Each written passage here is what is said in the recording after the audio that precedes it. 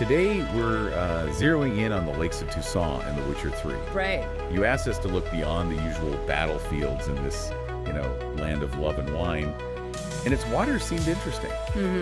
So we've gathered some in-game stuff, forum chatter, wiki pages, the usual deep dive sources. Yeah, it's such a stark contrast to like Velen or Novigrad, isn't it? Toussaint feels almost unreal sometimes. Totally, that fairy tale vibe. Exactly. So you have to wonder if the lakes there are just free scenery or if they hide something more.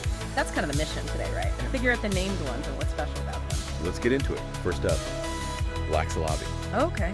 It's described as a smaller lake northwest of Beauclair. The big identifier is that donut-shaped island in the middle. Oh yeah, the one that shows up in there and can be only one. That's the one. It makes you think, is the shape important for the quest? Or just, a cool geographical quirk? Good question. And speaking of player input, we found this comment.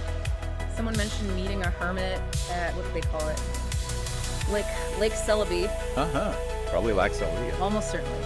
But it points to those little encounters, those secrets hidden away. It adds depth, Yeah. Makes the world feel more alive. Yeah, definitely. And that hermit bit, it gets more interesting because there's this other mention, I think from a video description, about the unseen Elder's Cave being at the bottom of the lake south of Beauclair. Now, is that Laxalavi from a different perspective or maybe a nearby lake? That's intriguing. Could be connected or just close by. The geography can be a bit tricky. Right, and then there's this really weird detail tied to Laxalavi, something about a smaller lake within a lake. Oh yeah, I saw that. Linked to the hermit again and this idea you can walk on water there. Exactly. What's that about? Magic. Some bizarre natural formation. It's those kinds of details, though. They just add layers. Yeah. Go check it out immediately. Okay, moving on. There's another named one, Holy Lake. Right, Holy Lake. Found that in a guide. Yeah, and it even mentions a quote from Gerald when you find it, suggesting it's a proper discoverable location. Just the name itself, Holy Lake. It screams lore, doesn't it? It really does. Like maybe some kind of religious significance in Toussaint. What could have happened there? You wonder about rituals, maybe. Or if it's tied to some local legend or, a specific blessing or something. In a world like The Witcher's, holy can mean a lot of things. True. Could be genuinely sacred, or maybe something else claimed it. Worth investigating. Now, besides those named ones, we kept seeing talk about just a big lake, unnamed seemingly. Yeah, came up on Reddit. Someone said it was big enough to make water travel between different towns useful. Okay, so significant scale, not just a pond.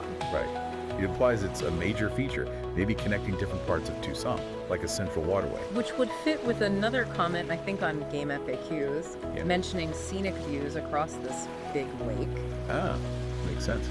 A large body of water would definitely offer good vistas.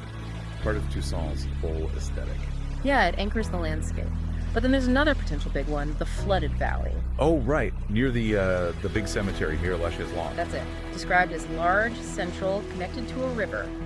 And the key thing, underwater ruins. Underwater ruins. Now that sounds like classic Witcher. Definitely. So the question is this flooded valley the big lake people talk about?